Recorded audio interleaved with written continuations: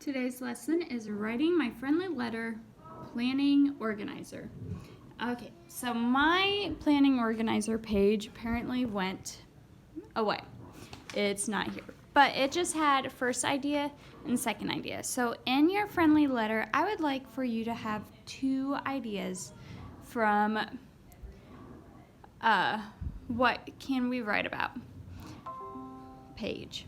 And so before we start, let's go ahead and look at an example of a nice friendly letter. So a friendly letter is going to have a heading, greeting, the body, and some sort of closure like love always, sincerely, yours truly, and then your signature.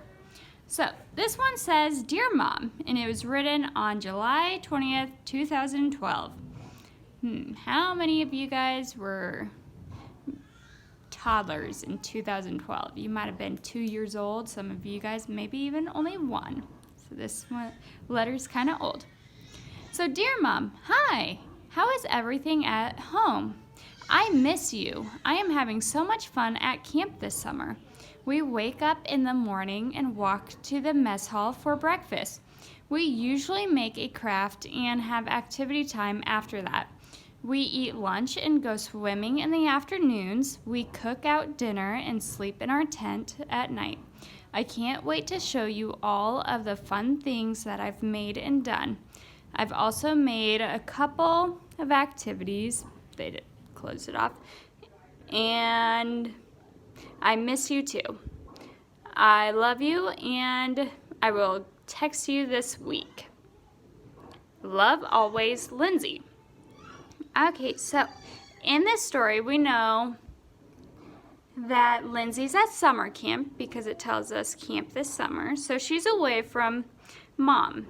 Just like you guys are probably away from the people that you're writing. So an easy way to start a letter is, how is everything going? Everything at home? How is your quarantine going? How have you been since everything shut down? And an I miss you. Those could be questions about the other person's life, something that makes them feel special. It's written in the first 2 lines. Now you're going to be like, oh, I have 2 things. If you send me 2 lines, it's not going to be the best grade. Make sure you write out a decent letter that someone's going to want to read. Make this fun. And then she kind of talks about their schedule. So they wake up every morning and walk to the hall for breakfast. Then they make a craft and have some activities after that. After they have their activities, they eat lunch and go swimming. They cook dinner and sleep in tents. She's just busy all the time. So you can even talk about what you're doing during your quarantine. So now mine, I don't have idea number 1 and idea number 2, so I'm going to have to use a separate piece of paper. So pretend like this is my writing my friendly letter planner, where you have idea 1 and idea 2. Now on top of the idea 1 and idea 2, you could include the questions. How are you doing? Make it so they have to write you back. You can include the special feelings, or you could include that stuff in your ideas. So my idea 1, looking back, so news. I could choose things that are happening with the pandemic. I could choose my good story. Theodore started to crawl without his belly touching the ground. Questions about the other person's life. I could ask them what their weather is like, since I'm writing Albert, Gretel, and Dawson, who live in Indiana, and I'm obviously here in Nebraska, where it's about 90 degrees today. And what are the stores like? Because here, sometimes it's hard to find our goods. And then something that will make them feel special. I could put that in the ideas. So first thing I'm going to choose the good story one. So I'm going to star that off, and I'm going to say this is idea number 1. And now that I have chosen the good story one, it's Theodore started to crawl without his belly touching the ground, I'm going to write it how I want to write it in my letter. And that's important that we are now writing it how we're going to want to write it in our letter. So I might say, the other week, I was washing dishes